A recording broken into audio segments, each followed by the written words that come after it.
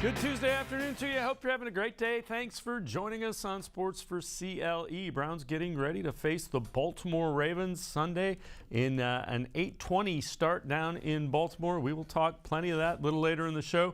Spencer Schultz from the Baltimore Beatdown podcast will join us. We'll talk things about the Ravens-Browns game from the Ravens' perspective today. A day off out in Berea, players' day off, but Browns players still out in the community doing some good things. It was part of the Feed the Need program, and Browns players like Baker Mayfield, Nick Chubb, you see Emily Mayfield, Mrs. Mayfield there as well, serving and help feeding the less fortunate in the community. A great event, again, Feed the Need, as they feed folks down at the town hall in downtown Cleveland. Another one of the Browns that was involved in that, Kareem Hunt, he told our Mary Kay Cabot he's ready to go and itching to get back on the field against the Baltimore Ravens. You know, this team really seems to need you to get this, help get this offense rolling a little bit, right? I'm just going to come back and, bring the fire and energy I always do, man. That's all I can do. And, just bring energy.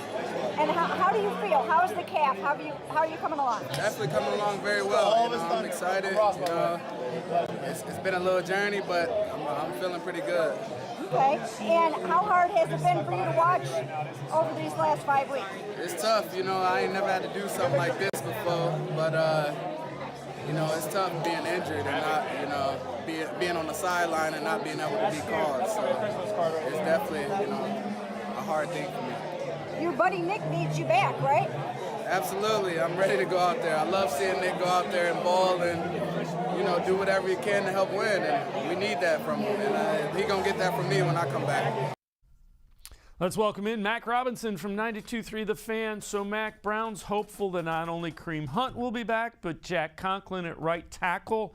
Kevin Stefanski said he hopes that they get on the practice field, which would indicate they may have a chance of playing. Hunt sounds like he's good to go. How big of a lift is it if you have Kareem Hunt and Jack Conklin back on that offense?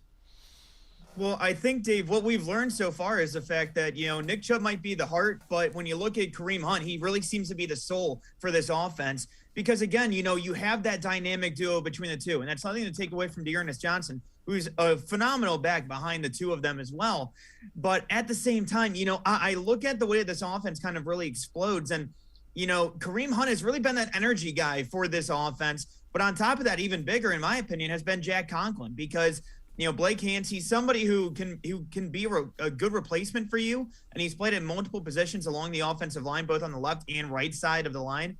But I mean, last week you had a couple of crucial penalties on Blake Hance, and some maybe more or less warranted. But at the same time, I look at what's going on with this offense, and getting Jack Conklin on that offensive line, I think that's going to be a huge lift, especially when you need to worry about protecting Baker Mayfield. You have to keep him in check. You have to make sure that he's upright because he's dealing with injuries already to this point. So, getting back Conklin and getting back Kareem Hunt, it's going to be a massive lift for this offense. Also, word from the NFL that the Browns game in Week 15 has been moved to a Saturday at 4:30 kickoff. That is the game against the Las Vegas Raiders. So that's a very interesting one. So it's moved to Saturday. That would be December 18th. The good news about that, it gives them an entire week to face the Packers on Christmas night in Lambeau. So the NFL has announced that Browns-Raiders game will be a Saturday afternoon game, 4:30. Again, it's good news moving forward for the Browns.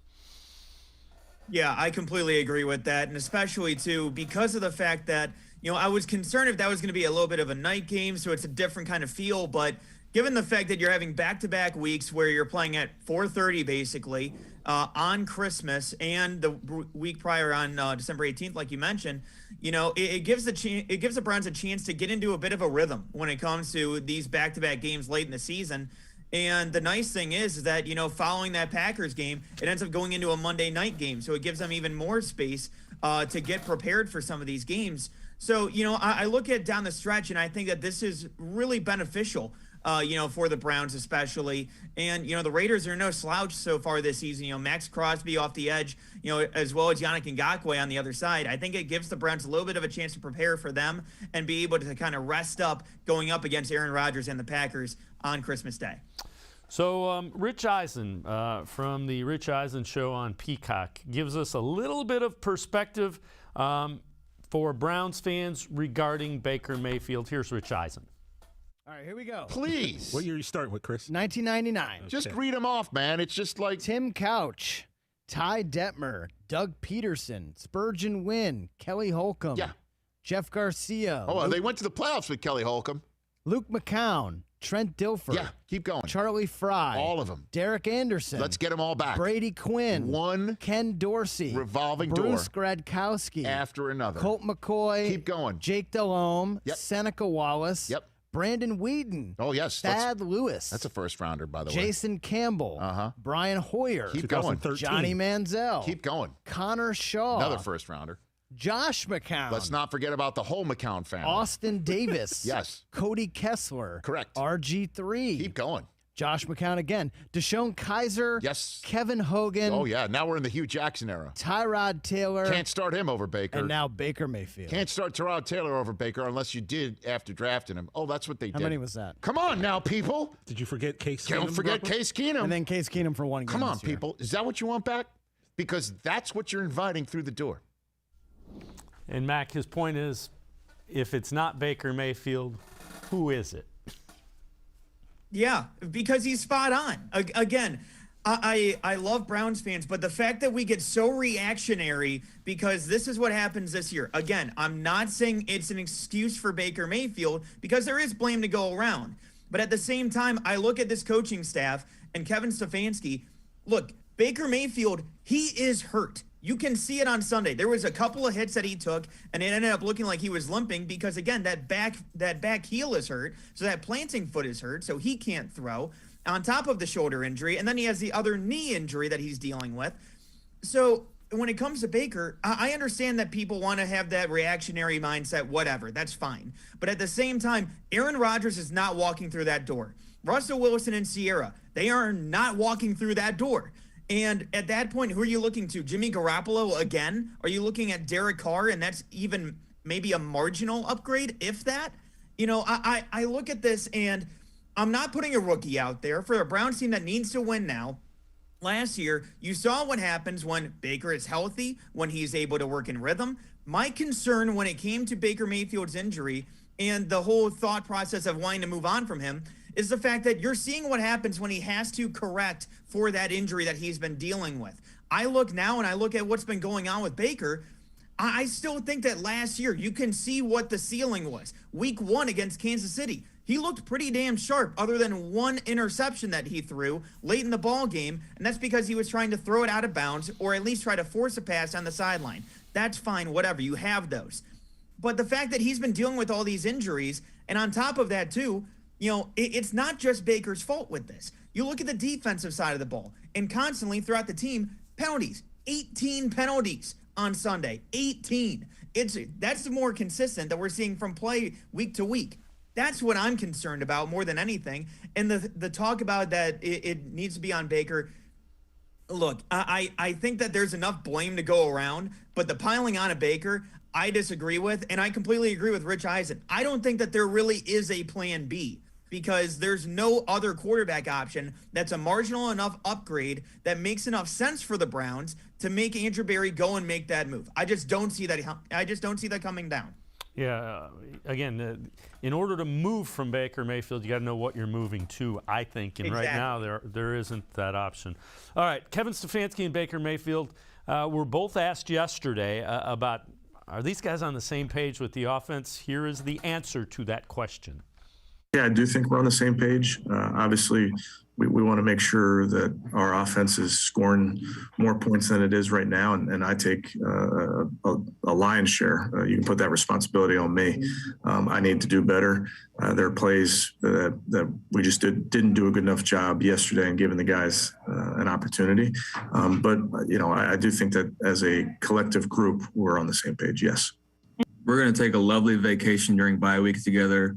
Maybe visit Maldives, spend a lot of time. No, we're fine.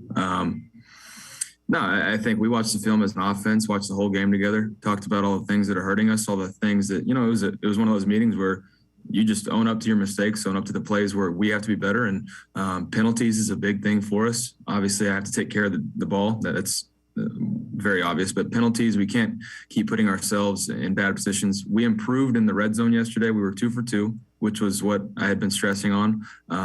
We were a little bit better on third down, but still there were some critical errors and some penalties on third downs that hurt us. And Mac, the most concerning thing against the Lions was the turnovers. I mean, there were some that he just flat out missed. I think we're going to have to deal with that just because he's so beat up. Turning the ball over, you can never deal with that.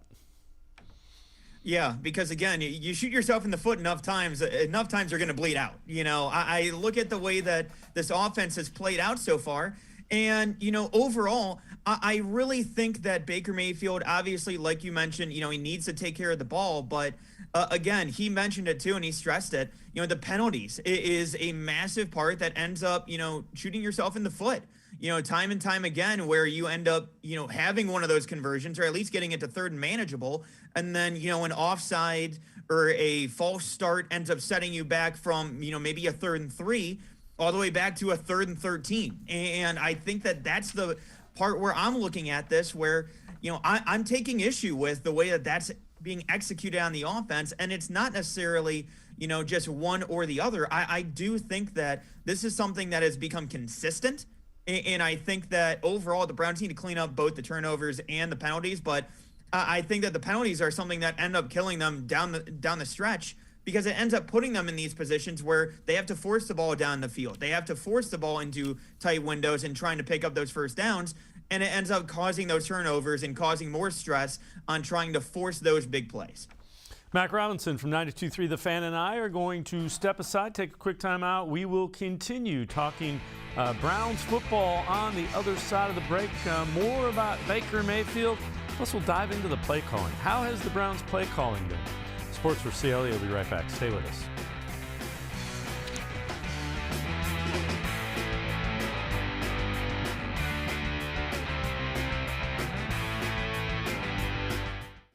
Welcome back.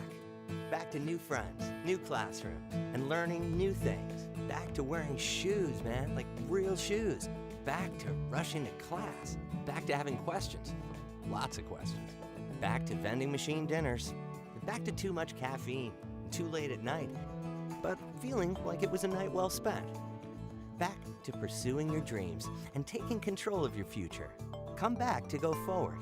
Try C, where futures begin.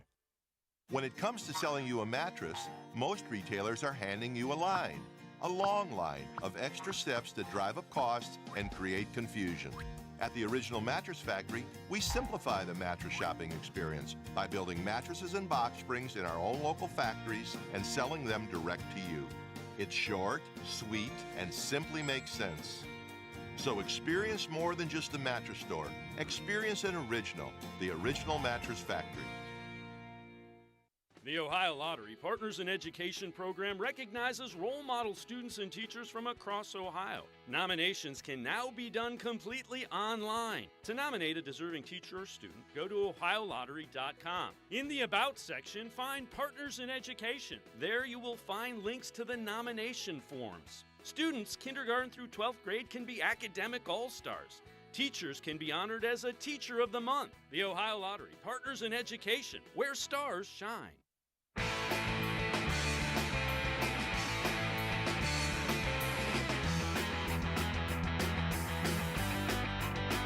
Browns getting ready for the Ravens Sunday night in Baltimore. This is from ESPN's Get Up. Jeff Saturday, former NFL offensive lineman, talking about Baker Mayfield and the blame he's receiving he thinks is not all on Baker.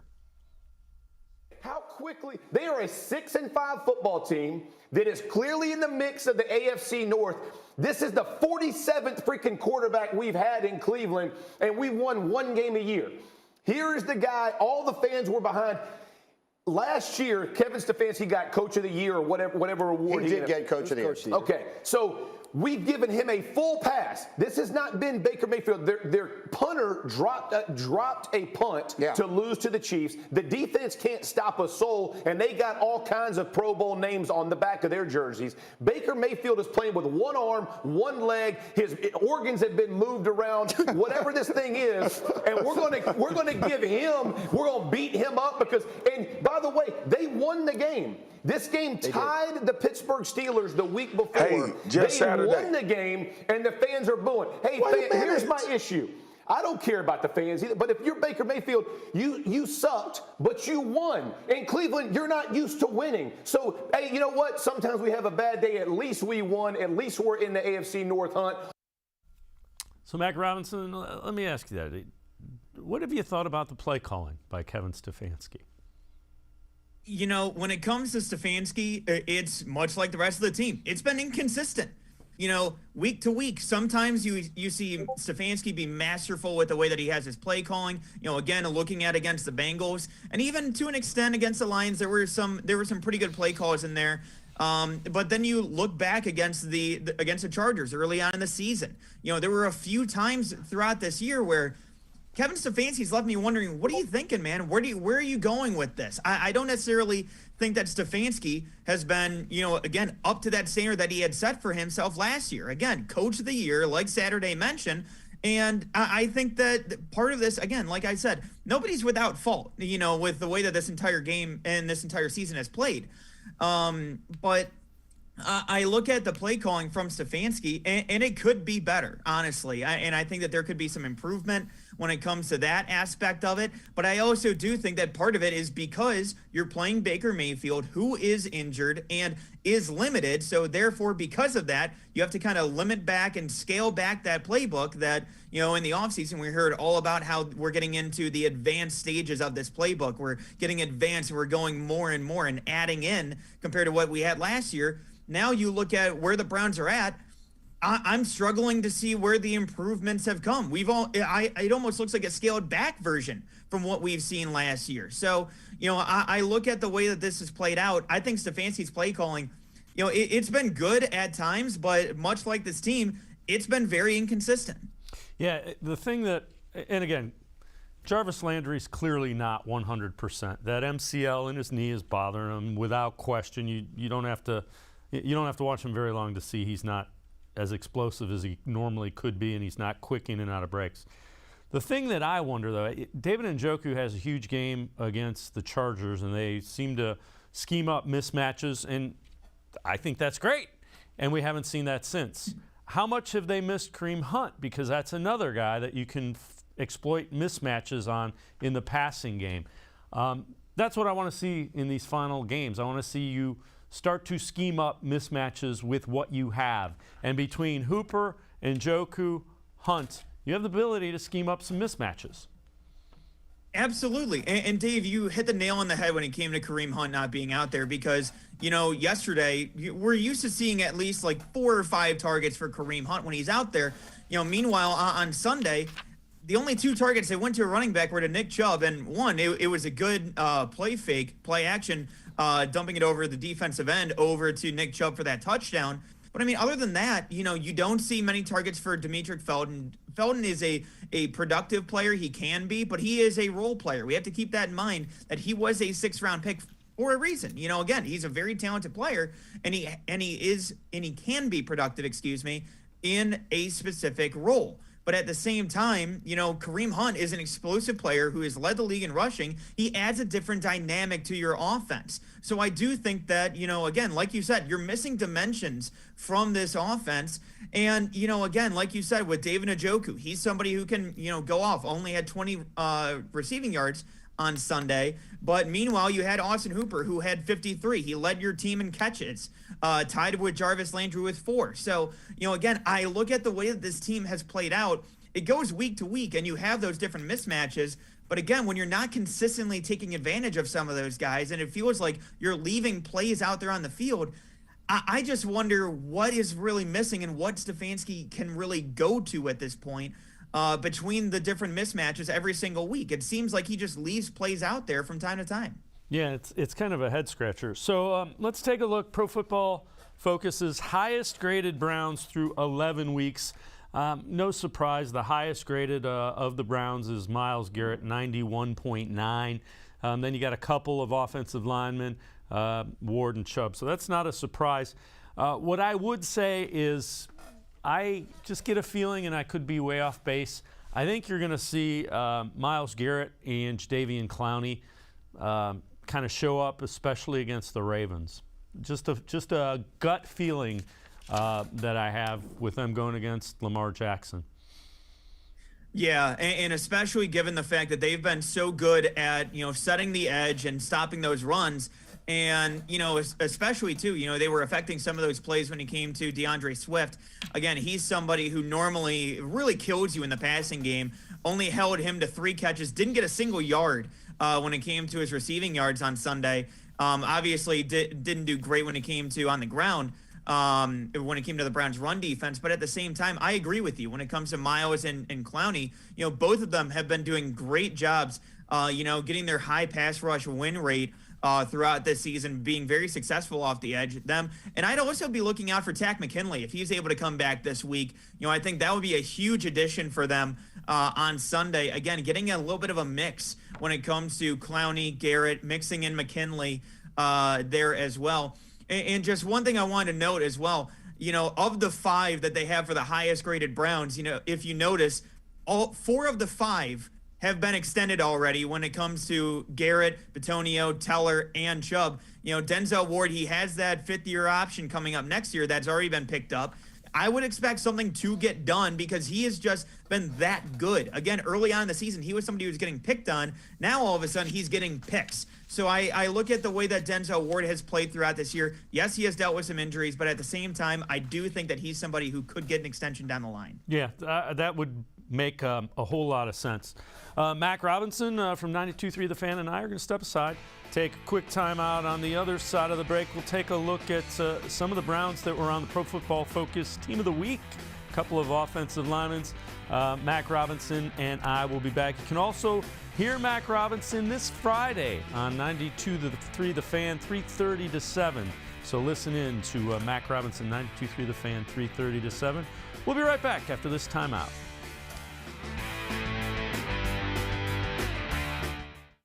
Welcome back. Back to new friends, new classroom, and learning new things. Back to wearing shoes, man, like real shoes. Back to rushing to class. Back to having questions. Lots of questions. Back to vending machine dinners. Back to too much caffeine, too late at night, but feeling like it was a night well spent. Back to pursuing your dreams and taking control of your future. Come back to go forward. Try C, where futures begin. When it comes to selling you a mattress, most retailers are handing you a line. A long line of extra steps that drive up costs and create confusion. At the Original Mattress Factory, we simplify the mattress shopping experience by building mattresses and box springs in our own local factories and selling them direct to you. It's short, sweet, and simply makes sense. So experience more than just a mattress store. Experience an original, the Original Mattress Factory. The Ohio Lottery Partners in Education program recognizes role model students and teachers from across Ohio. Nominations can now be done completely online. To nominate a deserving teacher or student, go to ohiolottery.com. In the About section, find Partners in Education. There you will find links to the nomination forms. Students kindergarten through 12th grade can be academic all-stars. Teachers can be honored as a Teacher of the Month. The Ohio Lottery Partners in Education, where stars shine.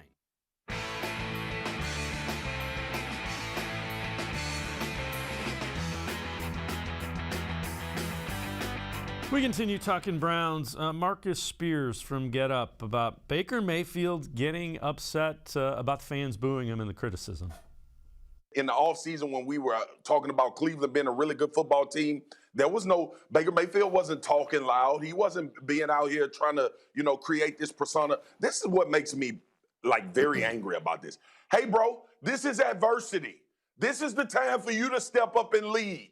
and not talk about no damn fans and talk about how the reporters asking you questions. This is your opportunity as the first overall pick who will be scrutinized more than most guys in the NFL. That's the reality and the nature of this business for you to say, hey, we not playing well. I'm not playing well. We have to get this fixed. I need to get this fixed. I need to play better. That's the message. And then you walk out of the damn interview. But this personal feelings that you have and this personal vendetta because people challenging you on how your football team looks like we do every other damn quarterback. We were on here last week talking about Tom Brady. They better get it right. I'm concerned about the Bucs. We talked about Dak Prescott. How bad does he look in this Kansas City Chiefs game? Every quarterback, Baker, in the NFL deals with this type of scrutiny. And you call out the fans? The people that won't be quiet? And, Mac, there's a point to that, but... Dave, I will say this. You're damned if you do, you're damned if you don't. Because when it comes to Baker, with what Marcus Spears was saying, he's already said it. He said it multiple times throughout this year. Again, we need to get this fixed. We're working on this. I'm trying to get through. And hell, even when he admits that, look, just being honest, I'm the most beat up I've ever been. And all of a sudden he gets killed for saying that he's hurt. So now when he's saying that we're working on it, we're trying to get better, he gets killed for it. And calling out the fans, he was asked about that.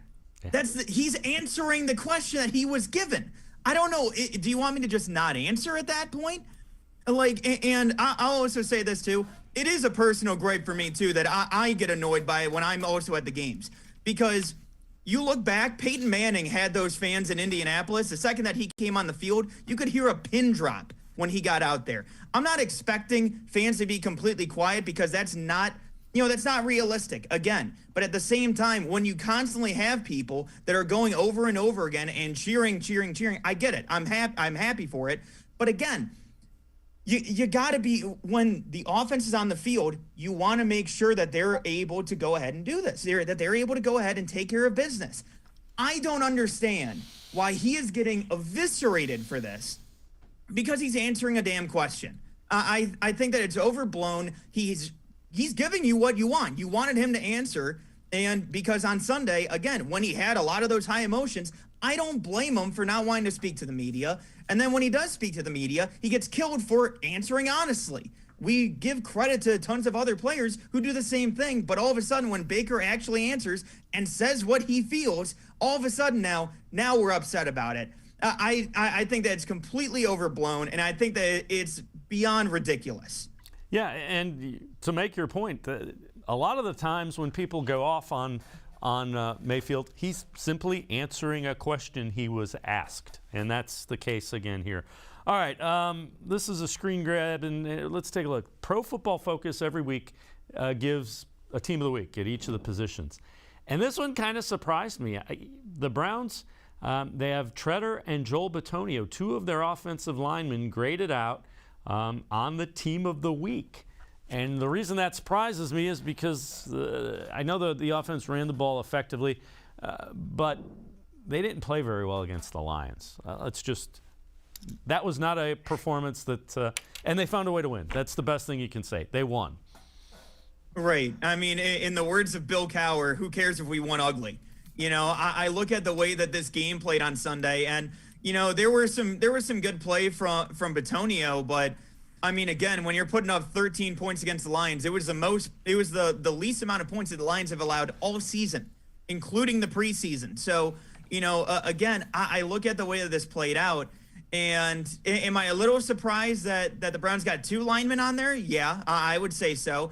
Bitonio, I would think, earned it, but I mean, if I'm putting another lineman on there, I'm putting Wyatt Teller over J.C. Tretter, if I'm being honest. But, you know, I look at the way that it played out on Sunday, and I do think that, you know, again, the offensive line did all right. I think that they did solid, but again, it wasn't anything, you know, that I would rave about. But again, a little surprised that they got two offensive linemen on there, and one wasn't Wyatt Teller. Yeah. They won.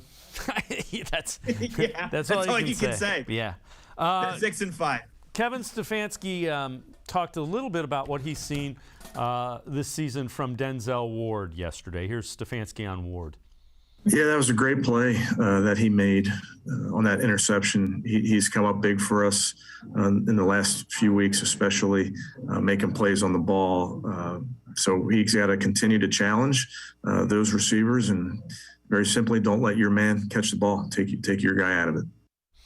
And you alluded to it, Mac. It wasn't a great start. Last several weeks, he's played like everybody expected him to, being Denzel Ward. Yeah, I mean, you think back to the pick six against Cincinnati, and then you have the interception this past week where he just flat out made the more athletic play at that point. You know, I think that Denzel Ward, he's somebody who has really come around as the season has gone on. And I do look at the way that he has performed. And like I said earlier, I mean, I think that he's playing his way into a contract extension. You know, I don't care if he has some of those injury concerns. I think that he's somebody who you have to lock up. And I think that he's somebody who, you know, as he constantly improves, you know, you have Greg Newsome on the other side who, you know, has been playing pretty admirably over the last few weeks as well. Had a great start of the season. He's had a little bit of a rough stretch compared to what he was. But, you know, again, I think that he's somebody who's performed well. And I think that they've been playing pretty well despite, you know, who's been calling the plays on defense as the season has gone on. Mac Robinson from 92.3 The Fan and I are going to step aside, take one more time out. On the other side of the break, we will turn our attention to the Ravens, getting ready for that game Sunday night. And again, Mac will be on 92.3 The Fan Friday from 3 to 7:30. Make sure you tune in. We'll be right back on Sports4CLE.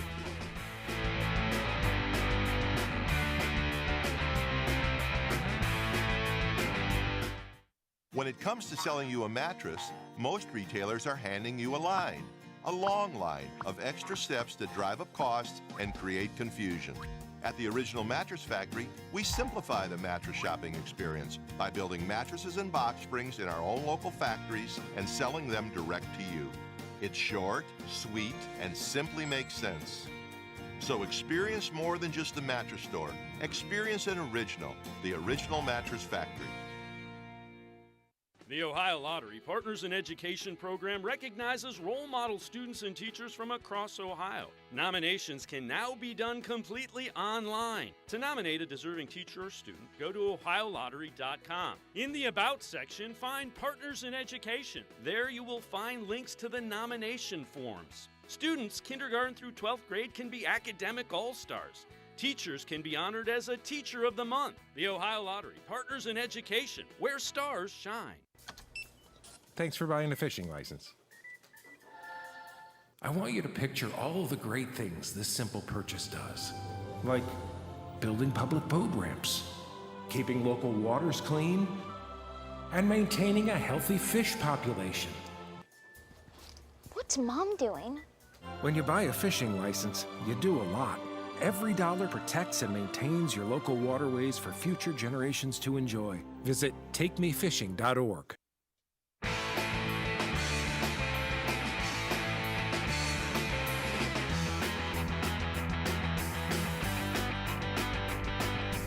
Browns getting ready for the Ravens on Sunday night. Time for us to head to the voicemail of Truth and Reason. This one about Baker Mayfield. Yeah, I'm a longtime Browns fan. And I would just have a question. If the Browns do decide to move off of Baker Mayfield, who in the world would take Baker Mayfield? Who would trade for him, do you think? Thanks. Bye.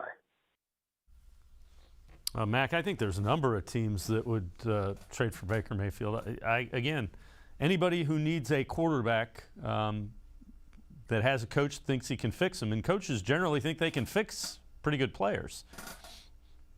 Yeah, I mean, hell, look at what happened last year with Sam Darnold. He was seeing ghosts, and all of a sudden now he gets a starting job in Carolina, and midseason he's getting replaced by Cam Newton. You know, I think that Baker Mayfield will have his suitors at that point. If you go ahead and try to trade him, are you going to be getting nearly what you would be getting and what the value should be on Baker? No, I don't think so. I think it'd be much below the price at that point. You know, again, I think that Baker Mayfield is a player who you would be selling at his lowest, I think. And at this point, I think that you're selling him off of the injuries and based on the play that you're seeing in 2021, which and it hasn't been good. Just being frank, it hasn't been what we expect from Baker Mayfield. But at the same time, I think that it's something that, Andrew Berry looks into just about everything. Obviously, last year talked multiple different kinds of trades, talked to Cam Newton as well as many other people, according to reports. So, I look at what happened and what has happened, I should say, so far this season and where the Browns are going forward. I think that Baker Mayfield is going to be here to stay. And Lord knows that'll probably end up coming back to bite me in the behind. But, at the same time, I think that overall with what the Browns have in Baker and what teams would probably be offering for Baker, I just don't see a scenario where, Baker Mayfield is getting traded. Yeah, I would tend to agree. All right, let's turn our attention to the Ravens. Let's assume that Lamar Jackson plays. What do you want to see from the Browns defense? And I'll preface this by saying Dolphins had a lot of success playing basically a cover zero and blitzing. Last 4 games, take a listen to this. Lamar Jackson has been sacked 15 times, has 5 picks, has thrown 6 touchdown passes, and he only has 1 game this year where he has a rushing touchdown. Given that, I'm manipulating the answer. What do you want to see from the Browns defense? Joe Woods, please God get aggressive, because the way that this Browns defense has played, again, I look back to the Steelers game. Big Ben has the quickest release rate from all quarterbacks this season. What do? They play soft zone. They only rush the front 4. You've got to get aggressive when it comes to Lamar Jackson. You got to force him into some tough decisions. I think the Browns need to blitz. They need to blitz often. And on top of that, too, I look at the secondary. John Johnson needs to step up this week. I understand that he's not used to necessarily playing as a deep safety. I get that. Playing a little out of position, that's fine. But the Browns need to lock down Mark Andrews. He has been the top target for Lamar Jackson. And on top of that, too, Hollywood Brown, Marquise Brown, he was out last week. Looks like he should be coming back this week. At least should be on track for that. And then also you have the first-round rookie Rashad Bateman, who's been somebody who's a steady chains mover. You have to keep your eye on those guys. So Greg Newsome, Denzel Ward, they're going to have their hands full on the outside. So those safeties are going to need to take care of the tight ends while the Browns are able to blitz and blitz heavy going after Lamar Jackson frequently this Sunday night. Yeah, he's thrown 5 picks in the last 4 games. And that they lost to the Dolphins. That's a very mediocre football team. And, the other thing is they've had a lot of close games. Like 4 of their wins have been either in the last seconds of regulation or in overtime. And, they probably should have lost to that Lions team that the Browns beat, if not for a extended play clock and then a 66-yard field goal. Yeah, and even at that point, too, they also had the delay of game penalty that should have ended that game as well. So that's where a lot of Lions fans were upset with that, but that ended up getting called. They didn't take away the last few seconds. Justin Tucker's earned his pay so far this year, to say the least. But, again, I look at the way that this Ravens team has played. They tend to kind of play down a little bit to the teams that they're facing. And so with the Browns, despite their 6-5 record, I think that Lamar Jackson, that offense, and especially too, John Harbaugh, he always coaches up this team very well. But at the same time, the Browns have to take advantage when the Ravens give them an opportunity on Sunday. And I think that they're going to have their shot on Sunday as well, with, a lot of people across the league and really looking down on where the Browns are at currently. So I think that the Browns are going to be able to maybe surprise a little bit early and often on Sunday night. All right, so keys to this. When you look at this game, keys to the Browns getting a win against the Ravens. Browns need to make sure that they lock down Lamar Jackson and don't allow him to extend those plays. His ability to extend plays is what allowed them to get that win in Cleveland last year. So, I look at where the Browns are at. I think that they really need to take care of that. They need to take care of the passing game where Mark Andrews can kill you. So I think that for the Browns, they need to take advantage of those opportunities when they get it. And on top of that, too, need to have sure tackling. John Johnson had a few times last week where, just wasn't able to wrap up one-on-one. And then, Anthony Walker, the last couple of weeks, I've seen a few times where, it looks like he's able to make the tackle, but just for whatever reason, he goes for an arm tackle, isn't necessarily sure tackling at that point. Browns need to make sure that they lock up. And for God's sake, we need to limit the penalties because, again, it's been killing them time and time again. They're among the league leaders when it comes to penalties. You need to take care of business and make sure that you're not giving Lamar Jackson and the Ravens any more opportunities than they need. Mac Robinson from 92.3 The Fan. Mac, as always, appreciate the time and the insight. Thanks very much. Always love coming on. Thank you, Dave. Appreciate it. All right, Mac Robinson, you can listen to him Friday. Coming up, 92.3 The Fan from 3 until 7:30, the day after Thanksgiving. We're going to step aside, take a quick time out. On the other side of the break, Spencer Schultz from the Baltimore Beatdown podcast. We'll talk to him about Lamar Jackson as well as the Ravens. Sports for CLE will be right back. Stay with us.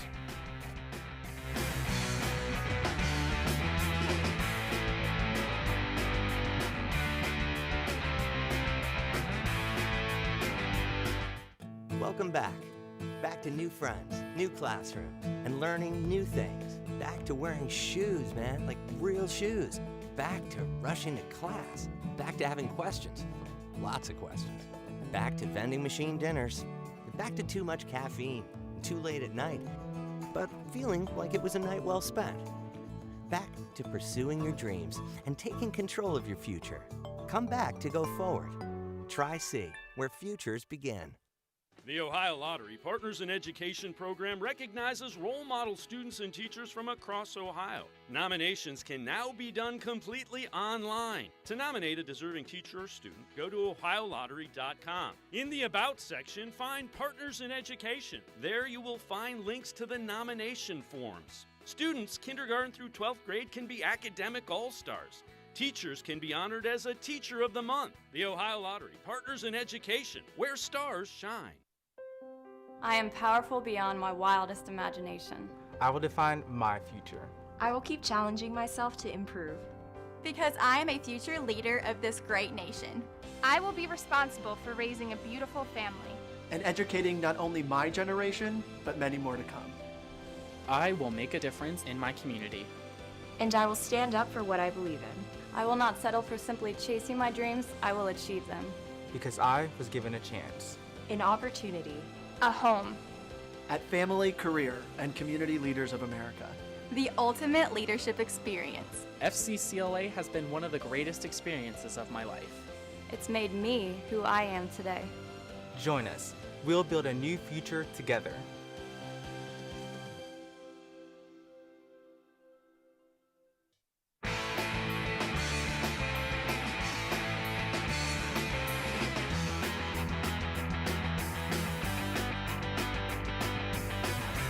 Browns getting ready to head to Baltimore to take on the Ravens in the Sunday night game. Let's welcome in Spencer Schultz from the Baltimore Beatdown podcast. Spencer, appreciate the time. Haven't had a chance to talk to you since this game since the season got rolling. What is the latest on Lamar? Is he expected to play? Pleasure to be back. Great to talk with you, Dave. The situation with Lamar has been a little bit of a mystery. The Ravens this season have had some almost comedic level misfortune. The last time we spoke, there was quite a bit that happened throughout training camp, and including Lamar Jackson having COVID.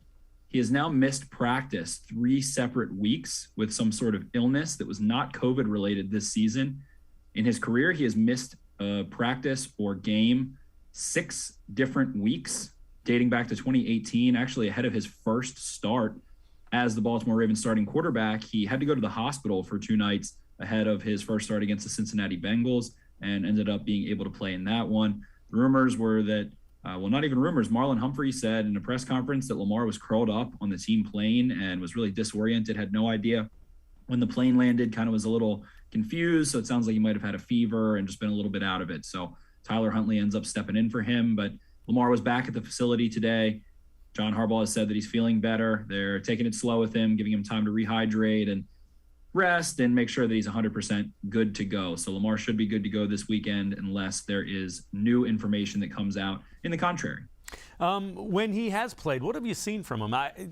We looked at the numbers. He only has one rushing touchdown this year. What have you seen from him playing quarterback? I'm sorry, 2 of them in the one game. But what have you seen from him playing quarterback? Lamar has started out this season with a continued refined release where he's standing a little bit taller. He had problems at Louisville dating all the way back to his freshman year where his feet were really narrow. So he's always just continued to be more sturdy on his base. He finally sort of let someone really influence his throwing mechanics in a way that allowed him to be more repetitive and more consistent overall. We've seen him push the ball downfield this year at a historic rate at one point.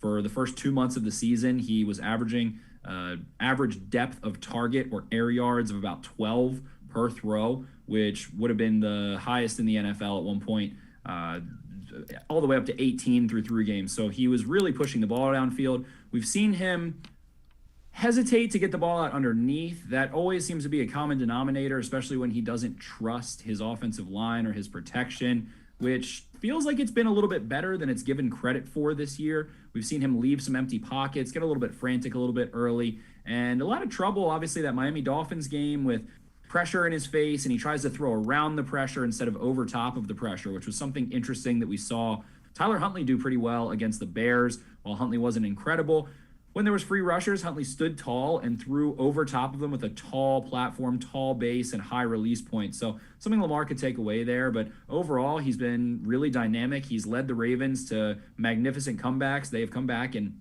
5 games, which they have trailed in the fourth quarter, which through 10 games is the tied for the most dating back to 1970 in the last 40 years or so. So it's been a really fun season for the Ravens. Despite all the injuries, they've been able to overcome them, and Lamar has definitely been the driving force behind a lot of that. And when he struggles, the team struggles. So when the Cincinnati Bengals are able to relatively limit him, they end up losing that game. So they're going as far as Lamar can carry them, and he's shown that he can carry them very far. How about the defense? The secondary, you lost a number of really talented guys in that secondary. How has the defense played, and what are the keys to that unit doing well? Yeah, the defense has let up a lot of big plays this year. It feels like every single game they allow a monster completion typically of like 40 or 50 yards. Jonathan Taylor has an 80-yard touchdown against them. Dalvin Cook has a 60-yard run. They let Jamar Chase run 75 yards through the heart of the defense. But other than that, they've been performing really well in situational football. So they've been broken by big plays. They let up more big plays, 40 yards or more, than any team in the NFL so far this year. But their third down defense is only allowing offenses to convert at around 30%, which is the best figure in the NFL. Their red zone defense is only allowing touchdowns on 42% of possessions that end up in the red zone, which is also first in the NFL. So despite the fact that they have had 21 different players log at least 100 snaps so far for this defense, which is the highest of any team that has had their bye yet. Only 4 teams have had more players or as many, and they all haven't had their bye yet. But the Ravens have done a good job playing smart situational football. The Ravens coaching staff and Don Wink Martindale has consistently trusted his players. Guys like Chris Westry, he has as much faith in as he has in Marcus Peters. Last week we saw them get burned by that, but so many times before, the Ravens have continued to believe in themselves and their philosophies and their football moral code, so to speak, of being aggressive, pushing the issue, and forcing teams to beat them as opposed to playing not to lose. So the Ravens have done a really nice job this year situationally, save for, if you take away 3 or 4 big plays, this is a defense that's ranked in the top 10 in the league, but they've just let up so many big plays that it's been backbreaking. At the end of the Dolphins game, they basically just have the Dolphins run the exact same alignment, the exact same motion. First play is a run play. You see a DB travel with a receiver in motion. The second play is a pass play, play action. Nobody traveled with him. Albert Wilson goes 40 yards down the field, completely uncovered. The Ravens are able to wrangle him down at the 10-yard line, but that effectively lost them the game. So big plays have broken them, but they've been able to survive despite, and they've especially been able to relatively play well in the second half of football games, although that's plagued them a little bit lately. So this defense has a lot of room for improvement as they continue to get guys healthy. Still blitzing a lot with Wink Martindale. That seems to be his MO, and something he's going to continue to do.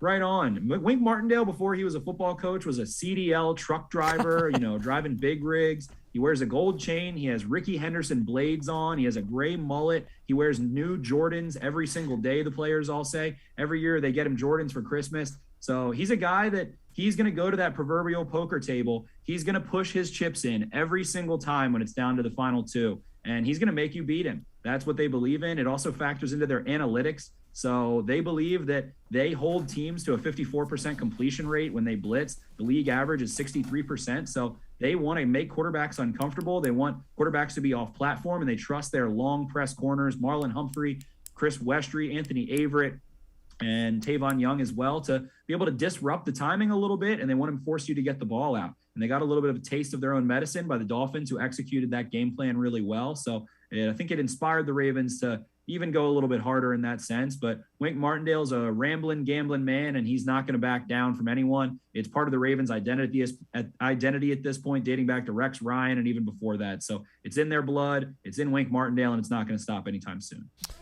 Before we go to a quick break, how impressed have you been? I mean, when you talk about injuries, I think it's 6 starters or 7 starters that the Ravens have lost for the year, and somehow John Harbaugh is able to scheme, work around it, and find a way to have 7 wins and be in first place in the North. How impressive has this first 10, 11 games been for the Ravens?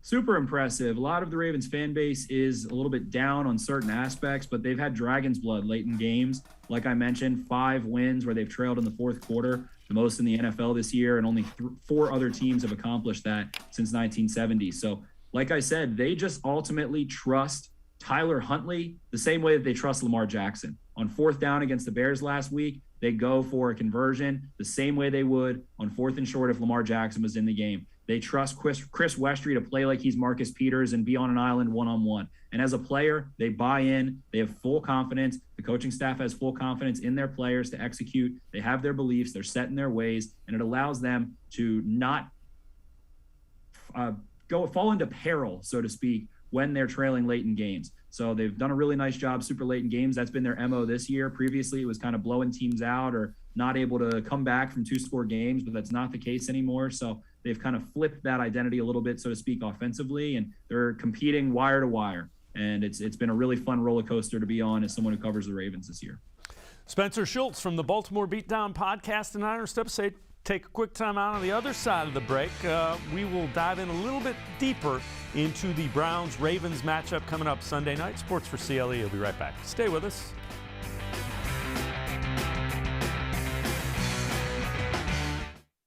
Welcome back. Back to new friends, new classroom, and learning new things. Back to wearing shoes, man, like real shoes. Back to rushing to class. Back to having questions. Lots of questions. Back to vending machine dinners. Back to too much caffeine, too late at night, but feeling like it was a night well spent.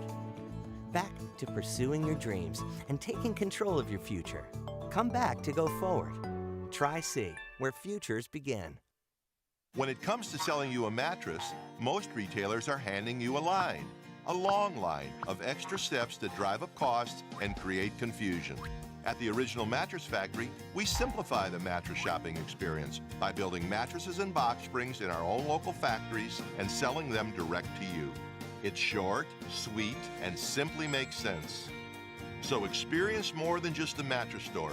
Experience an original, the Original Mattress Factory.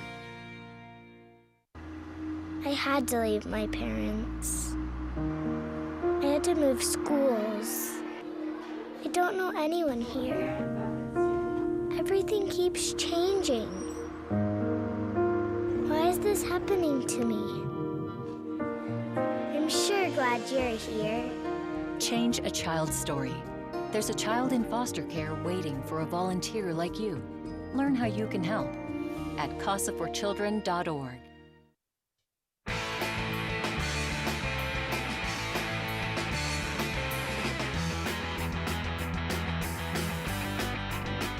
We continue talking Browns-Ravens with Spencer Schultz from the Baltimore Beatdown podcast. So, Spencer, the Ravens go Browns, Steelers, Browns. The Browns have a bye between the 2 Ravens games. Does that affect the way the Ravens approach this at all, or do the Ravens just do what the Ravens do? Well, the Ravens are going to look to this game and say these guys are basically going to have a month or so to prepare for us for that second game. They know that Baker Mayfield is playing injured as opposed to playing hurt. He is injured. He has a noticeable limp when he's scrambling. He's struggled with accuracy. He's got a labrum, a knee, and a heel, and all these injuries. So this might be the third game in a row where the Ravens knock out the starter. Baker Mayfield is doing everything he can to work his way through those injuries and try and put the team on his back. And I wouldn't be shocked if we see Case Keenum in this one. I think the Ravens are going to try and really assault Baker Mayfield early without Odell Beckham there anymore. With the Browns' struggles in the pass game, I feel like the Ravens are going to really bring the pressure early on, try and see if they can establish a lead and get into a positive game script. And with that second game around the bend, the Browns are going to be able to lick their wounds, go back and maybe save some of their juice, so to speak, for that second game. Nick Chubb obviously has fresh legs right now, so he's going to be the primary concern for the Ravens. But with the Browns having that bye week, it is something that's on the Ravens' mind, but there's really nothing they can control or do about it. So all they can do is try and see how they can maybe establish a positive game script early, not need to rely on some things that they've put away, and see if they can't build some wrinkles off of this first game with the Browns. But the Browns are going to have a lot more time to do that. Kevin Stefanski and his staff are going to be able to make supreme adjustments with an entire week off in between games. They're going to get to study the Ravens against the Steelers as well. So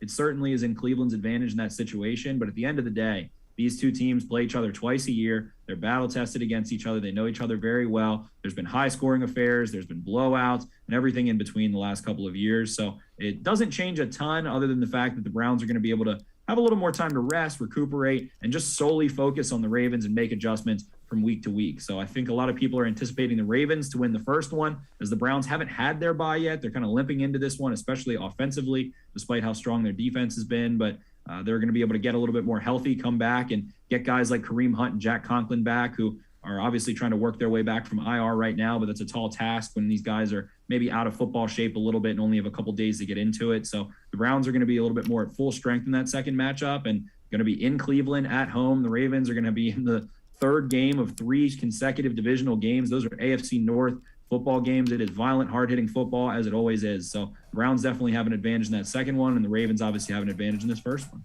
If you're the Ravens, what concerns you in this first game as you get ready for the Browns? What do you think if they're going to sit there and go, if this happens, that's not in our favor, that's not what we're looking for? They certainly can't allow Myles Garrett and Jadeveon Clowney and Malik McDowell to dominate this game. Myles Garrett is the player with my bid for Defensive Player of the Year right now. He has been continually great year over year, and this year feels like his finest performance this far. He's been, improving against the run a bit as well. So the Ravens have Alejandro Villanueva, who obviously the Browns and the Ravens are familiar with prior to this year as a longtime Pittsburgh Steeler. They also have Patrick McCary, who was playing at a really high level, especially as a UDFA third year right tackle who only has 30-inch arms. He gets a high ankle sprain in the Ravens' carousel of injuries, so he's working his way back. He looked pretty rusty last week against the Bears, and they're going to be fearful of those guys. So I anticipate them using guys like Pat Ricard, Nick Boyle, and Mark Andrews to provide help, maybe double teaming Garrett at times with Boyle and Ricard, which is going to be really tough for even Myles Garrett to get through. And then on the other side of the football, they're going to want to stop Nick Chubb. They know Baker Mayfield's playing injured. They're going to force Baker Mayfield to make accurate throws down the football field and play with pressure in his face, move him off of his spot, see if they can't rough him up. And like I said, I feel like it's going to be a tall task for Baker Mayfield, who is clearly a wounded soldier right now, to make it through 4 quarters of that football game in Baltimore on Sunday night with the crowd rocking and the way that the Browns have been performing right now. Without Jack Conklin in there, without a ton of weapons in the passing game, it's going to be a tall task for Baker Mayfield to have a steady performance against a team that really is buzzing for this game, a city that's buzzing for this game in Baltimore. Do you expect a high-scoring game, low-scoring game? And then give me somebody that's an under-the-radar guy to keep an eye out for on the offensive side of the ball for the Ravens. Yeah, I expect this game to have some methodical long drives. I would expect it to be kind of in that middle range, something in the 20s, maybe a little under 50 total points scored, somewhere around there. I'm sure that the line is somewhere around 51 or 50 if I were to look at it right now. But on the offensive side of the football, it is Rashad Bateman time. He has forced 3 defensive pass interferences with incredible route running and releases. He had a split release against the Bears, against Kendall Vildor, that forced a defensive pass interference late in the game last week, and has shown outstanding ability after the catch so far. So Rashad Bateman is the guy to watch. He's been putting up some good numbers. He hasn't found the end zone yet, but this Ravens offense is continuing to lean into him more and more. And they could be without Marquise Brown for the second straight week. We'll see how that plays out. But Rashad Bateman is going to have to shoulder a lot of the workload in the passing game for a Ravens team that needs it.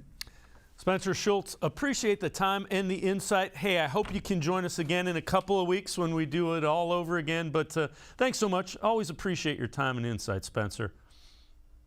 Thank you so much, David. It was a pleasure, and I appreciate it. I'll talk to you guys sometime soon. All right, Spencer Schultz, Baltimore Beatdown podcast, giving us the update on how those Ravens are doing leading that AFC North. That'll do it for this edition of Sports4CLE. We will see you again back here tomorrow at 4 o'clock. Scheduled guests, Hayden Grove from the Plain Dealer and cleveland.com, and Ashley Baystock, Browns beat reporter for the Plain Dealer and cleveland.com. That's tomorrow at 4 here on Sports4CLE. We'll see you then. Have a great night, everybody.